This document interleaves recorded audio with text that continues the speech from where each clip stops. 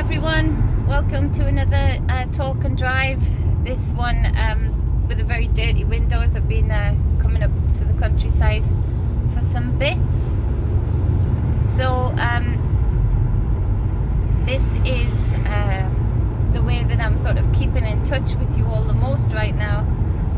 Busy and around getting things sorted, doing lots of jobs here and there.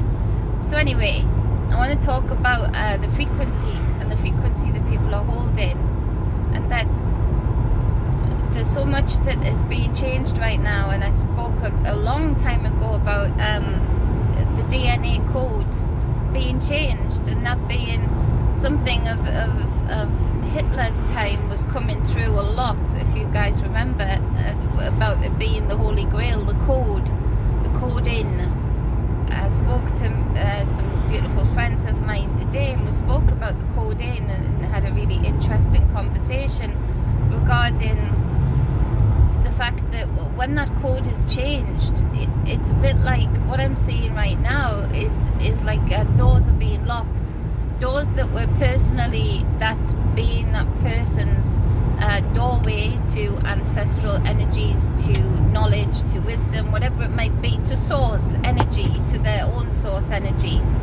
All of a sudden the key code has changed, and that key code is more difficult it's more difficult to then open the door that previously was open to that person, that being. To the connectedness of who they are, to the remembrance of who they are. And that creates more and more lost souls, and people were mentioning that, and that's been playing on my mind. Scotty boy, talking about you, in that, you know, that is part of the story of the lost souls. I feel this code being changed, this the DNA code intrinsically being altered, edited, changed.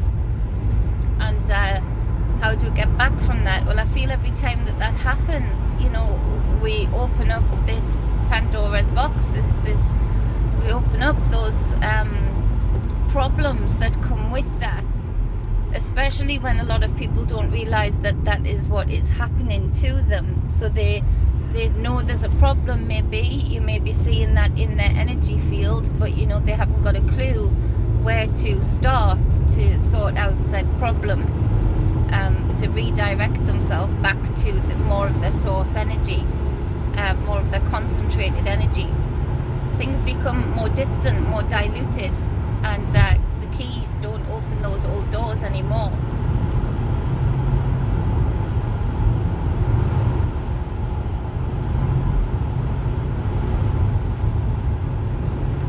I think that's got a lot to do with the fact that I've heard people saying that some people who felt very connected previously to spirit are feeling very disconnected and struggling to feel that connection.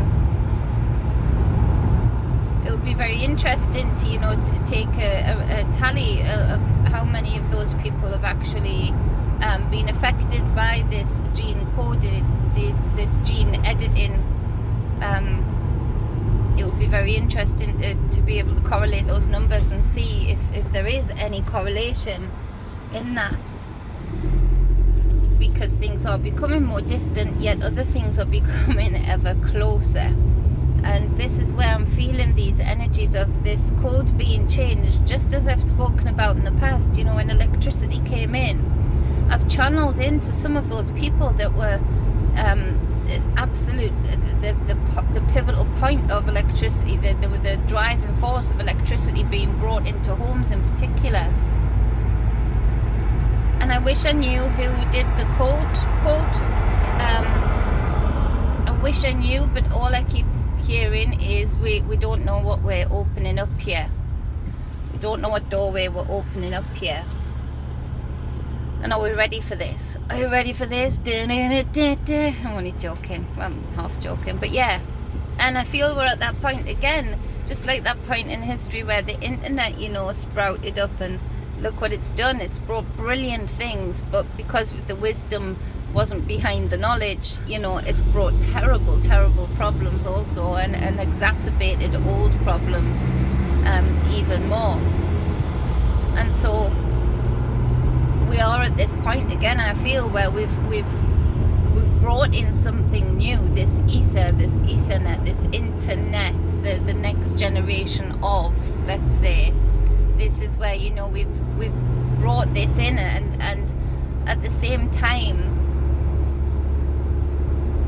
codes and doorways of the beings here have been getting changed. And for some people, that's not about just the injection at all. It's a combination of things. People being very susceptible to frequency, people being very susceptible also to the psychological warfare, and being insisting on being divided, one side of the coin or the other, and being insisting upon being judgmental of anybody else with any other freaking coin. And so that's holding a certain frequency also. And you know, frequency attracts its own frequency. It brings it in, it pulls it in, you know, bring it in, give me a hug. And there are lots of people, I'm seeing it being hugged right now by energies and entities that they haven't got the wisdom nor knowledge to know about, or know enough about, or know how to deal with it. And the changing of behaviours of people regarding this is happening here in the UK for sure, on an epic scale, in that, you know, people are some people are showing their brightest sides, and some people are really showing their very, very negative side, but not just their own negative side. I'm seeing that they've got attachments, and you know, this is where we're bringing in this whole new generation, but it's a generation of multiple beings that I don't feel we have dealt with for a long time, or for some part, and at all for some part also. So you know, it's gonna create those problems. It's gonna create those attacks, and this is something that I'm really picking up on regarding something again I spoke about many times: the sporadic attacks, mothers attacking their own children, which is happening in the UK in a devastating way. Rest their beautiful souls, just the few that we know about that have been taken far too soon in terrible, terrible circumstances. You know, there's also the increase, and we are going to see, as I said before, which I wish we weren't, but it looks like that timeline is going to be playing out, in that we're going to see more sporadic, or seemingly sporadic, stabbings, attacks that don't really seem to make sense at first as to why somebody would be driven to do such a thing. We're dealing with things that, you know, many people can't even see. They can't even see their own behavior being changed. They can't even feel this entity, this energy beside them, around them, on them.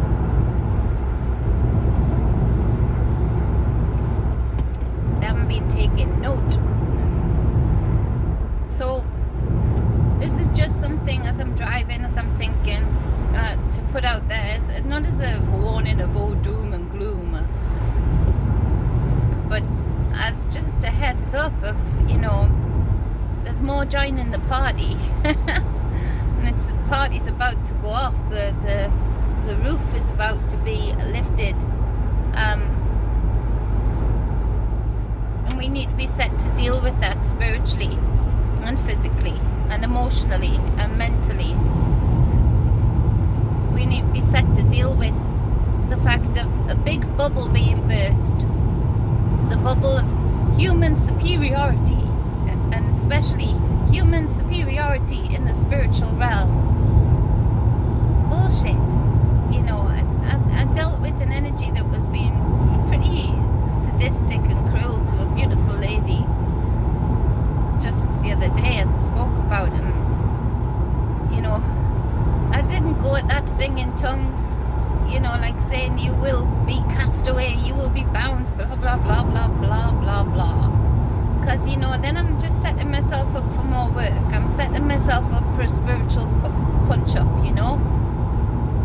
I had to go about it in a clever way. I had to be respectful of the being. I had to be respectful of it and prize it from her energetic space.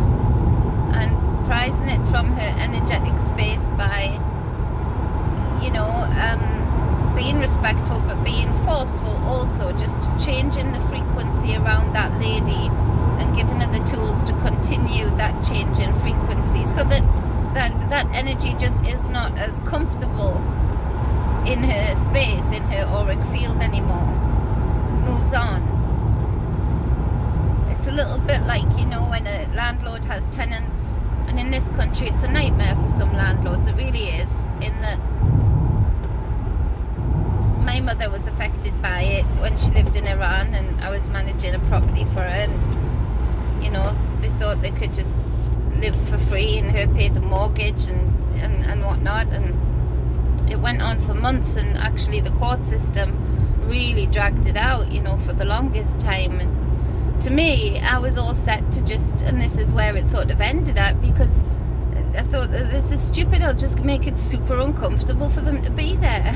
I'll cut off the electricity, I'll, you know, make it uncomfortable, I'll, you know, take the wheelie bins away, I'll do whatever I need to do to make them just want to leave, that it's not a cozy little space anymore.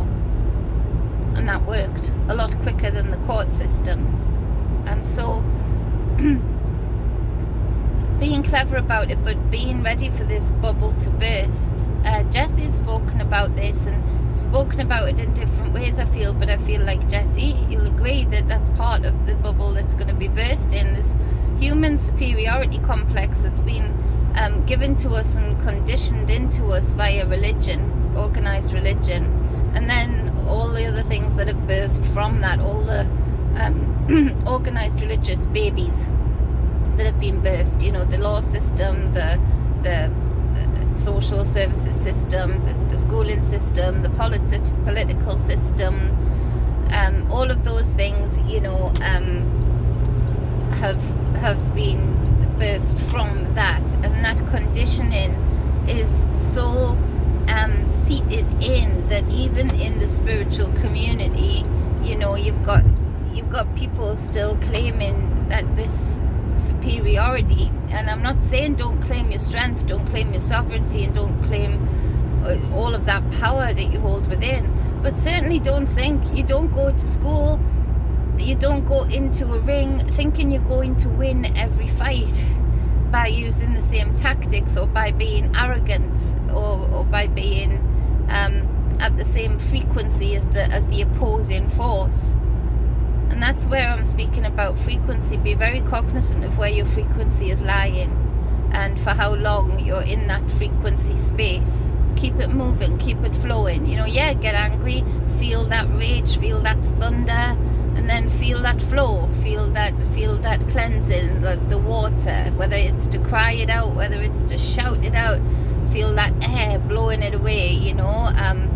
Flow through your elements for sure right now. Don't stick too long in any one element without using the others in conjunction, or flowing through them one after the other, because that's where the dangerous space is, where you get stuck in fixed frequencies.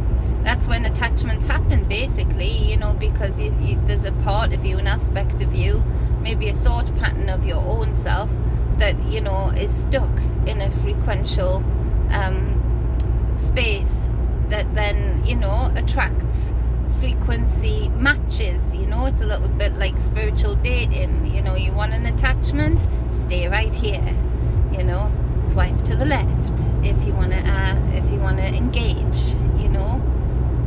swipe to the right and the left and the middle and the side and the up. You know, if you just want to dance around and know your subject, know your opposer, but not stay in the same space.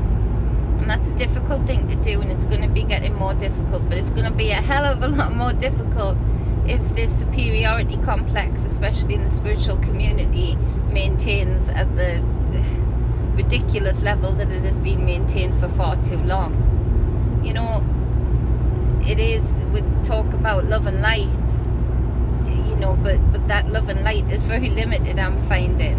It's limited to the space of humans, maybe animals, you know, at a push, but it's limited to that space. Yet it isn't expanded out to, and this happens in humanity as well. You know, the love and light is very limited to a space of, you know, yeah, I can give love and light within my culture, within my space, within my comfortable space. But you know, I can't give love and light out to, you know, a culture that's still, you know, doing animal sacrifice, or I can't even begin to try and understand that why they would do that, what basis they would have for that. And this is the fixed space that we get in, and so don't be fixed, be in flow, because right now you want to be catch me if you can, not catch me look at me, no, don't look at me kind of thing. That energy is just going to get you into trouble, serious trouble. So it is about being very much so in flow of your frequential spaces right now. You know, don't be fixed, don't be arrogant, and certainly don't fall for the lie that, you know, because you're a human, you've been taught to cast something out in the name of Jesus, bind you up with the blood of the Lamb. Bullshit. It's bullshit. You know, that superiority seed has actually weakened us on a physical and spiritual level, and we want to surprise them. You know, when these things are coming in, we want to surprise these beings that are behind these elites and the shadowy figures that we do not know the name of. We want to surprise them that actually we've been taken note of talks like this, and we've gotten into a space where we are not fixed with frequency, and we are not just, you know, lures on the end of a fishing line waiting to be bitten. You know, that we can be in flow, that we can move and be free in our own frequential spaces. It's very, very important, and I hope I'm getting the point across clearly as I rant and drive, because it is very serious right now regarding that. And you know me, I'm still having fun in the serious space, but it is very serious that it doesn't have to be. But if you do get fixed, if you do stay in this superiority complex, then you know there's trouble ahead. I can feel it, I can see it, I can see them, you know, here. They're here. You know, but they're here, and these are, a lot of these things that I'm feeling are ancient, far older than the human that we know of today. Ancient beings. And you know, that's not to say either that they're all freaking bad. We just need to learn the language, learn the culture, you know, to not be as judgmental and as racist in the spiritual worlds, in the spiritual sense, as we have been in this physical sense, as we've allowed ourselves to be conditioned to be in this physical reality for too long. It's not going to wash, it's not going to work, it's not going to fly. Going over, okay. So you know, it's about this flow, it's about this movement, and don't stick in the same frequential space for too long, and be respectful. You know, you know yourself. You go into a meeting, a board meeting, and you've got an attitude, a chip on your shoulder. You know, you're not going to get out of that meeting what you want to get out of it. You're not going to win any favors. Nobody's going to want to help. Nobody's going to want to even understand your point of view, or where you're coming from. It's the same thing, absolutely the same thing. And so being in that space, being very aware to finally stop falling for the regurgitated stories of a saviour. I can't deal with that anymore. I can't listen to it. Some of these people standing up and speaking like that, and actually misquoting a lot of what they're saying. I'm sorry, it's just each to their own, but just know that it's what got us here at this point. It makes you wonder why they're saying it. So being very cognizant of that also is very important. This 50-mile-an-hour limit, I would have been home like 10 minutes ago if I could just fly. But yeah, that's about it for now. So I've had a good day. I hope you've all had a great day too. I'm sending so much love to all of you. Doug Stack, I'm working on it and have some ideas. We need to meet up and speak about that for sure. You know what I'm talking about. Anybody, I can't remember the address, but anybody that knows it, put it in the comments please.